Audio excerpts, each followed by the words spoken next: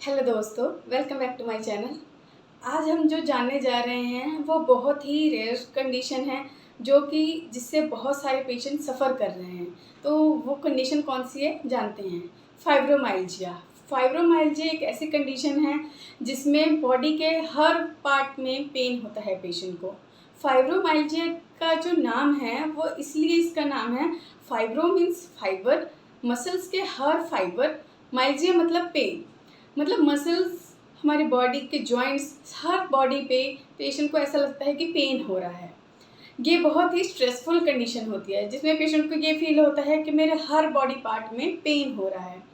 तो इसके बारे में अगर जानते हैं तो ये क्यों हो जाता है, क्या कारण है इनके और क्या सिम्टम्स है उसके बारे में जानते हैं।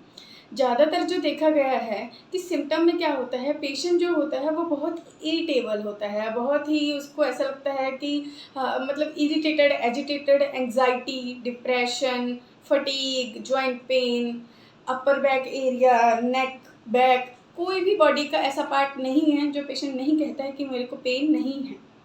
उसको हर बॉडी पार्ट पे ऐसा लगता है कि मुझे पेन हो रहा है। आगे आता है कि जैसे बहुत ही उसे लगेगा कि लेथार्जिक फील करेगा, फटीग है, इनएक्टिविटी है, कोई भी काम नहीं करना चाहता है। अगर उसे थोड़ा-सा भी आप छुओगे या टच करोगे, हाइपर सेंसिटिविटी हो जाती है। एक्सट्रीम हाइपर सेंसिटिविटी होने के कारण क्या होता है कि पेशेंट को हम कहीं भी टच करते हैं या कुछ भी, कोई भी बॉडी पार्ट कोई भी टच करता है तो उसे लगता है कि बहुत ज़्यादा शूटिंग, ऐसा लग रहा है कि शार्प शूटिंग पेन हो रहा है पेशेंट को। आगे आता है कि क्यों होता है, मतलब पुअर स्लीप। बहुत ज़्यादा पेशेंट को ऐसा भी होता है कि नींद नहीं आ रही है, रात में ज़्यादा पेन हो रहा है, बेड पे लेटने के बाद पेन हो रहा है, हेडेक बहुत ज़्यादा होती है, कॉग्निटिव प्रॉब्लम भी बहुत ज़्यादा होती है। कॉग्निटिव प्रॉब्लम का मतलब क्या होता है कि उसका किसी काम में मन नहीं लगता है, स्लर्ड स्पीच हो जाती है, लैक ऑफ कंसंट्रेशन होता है, उसकी जो वर्क करने की प्रोडक्टिविटी होती है वो बहुत कम हो जाती है। ये कुछ सिम्टम्स हैं इसके। आगे आता है कि डिज़ीनेस, चक्कर आना। जैसे पेशेंट को ऐसा लगता है कि बैलेंस नहीं बन रहा है, उसे चक्कर से फील हो रहे हैं। और अगला है कि irritable bowel syndrome. Irritable bowel syndrome का मतलब क्या होता है कि डाइजेस्टिव प्रॉब्लम भी पेशेंट को देखी जाती है। उसे लगता है कि पेट में गुड़गुड़ हो रही है, मेरे कुछ अजीब सा फील हो रहा है, उसे समझ नहीं आएगा, उसे लगेगा कि हमेशा मतलब मुझे टॉयलेट जाना है। ये सारी फीलिंग्स पेशेंट को आती रहती हैं, मतलब ऊपर से नीचे तक पूरा बॉडी पार्ट उसे लगता है कि परेशान रहता है पेशेंट। अब ये होता क्यों है, इसके कॉजेज़ के बारे में जानते हैं। कॉजेज़ जो हैं इसके एज़ सच ऐसे नहीं है कि स्पेसिफिक कॉजेज़ हैं। कॉजेज़ जैसे इसके जो सिम्पटम्स हैं ना, उसी के रिगार्डिंग कॉजेज़ हैं। मान के चलिए कि डाइजेस्टिव प्रॉब्लम, पेशेंट को डाइजेस्टिव प्रॉब्लम है, जैसे कि इरिटेबल बाउल सिंड्रोम बोला, या फिर गैस्ट्रिक प्रॉब्लम बोल रहे हैं, या कॉन्स्टिपेशन है, उसके कारण भी पेशेंट को फाइब्रोमाइल्जिया होने के चांसेस हो सकते हैं।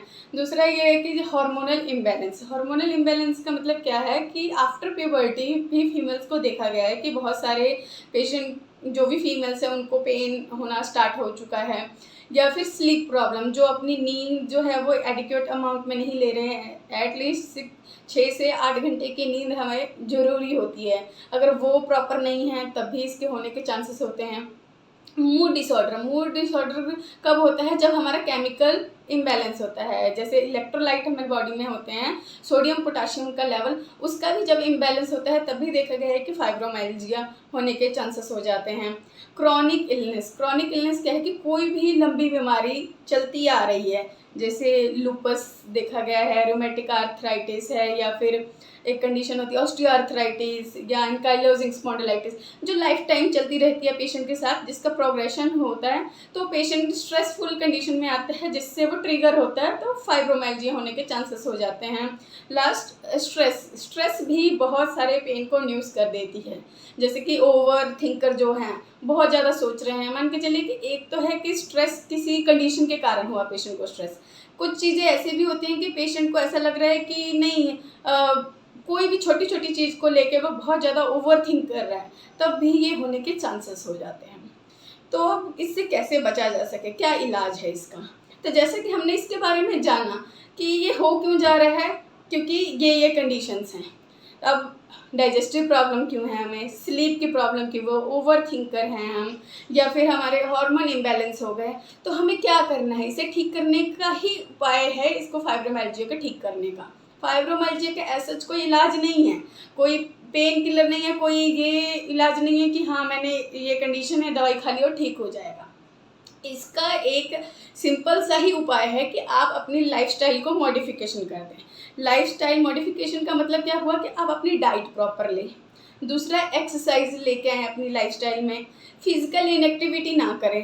पेन जो है वो हमें फिजिकल इनएक्टिविटी नहीं करने देता है, तो सबसे पहले अपने माइंड से इतना एक्टिव होना है कि हाँ मैं पेन होगा, थोड़ा बहुत होगा, मुझे एक्सरसाइज करनी है, इससे कुछ नहीं होगा। 2-4 दिन आप करेंगे, धीरे धीरे आप देखेंगे कि आपका पेन कम होने लग जाएगा।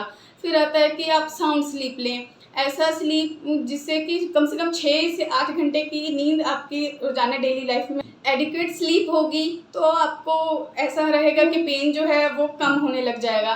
स्लीप प्रॉपर लाने के लिए आप डेली योगा करें, एक्सरसाइज करें, योगा में स्ट्रेचिंग्स वगैरह करें, सेल्फ स्ट्रेचिंग्स, या फिर मेडिकेशंस भी होती हैं, एंटी इन्फ्लामेटरी वगैरह आप ले सकते हैं।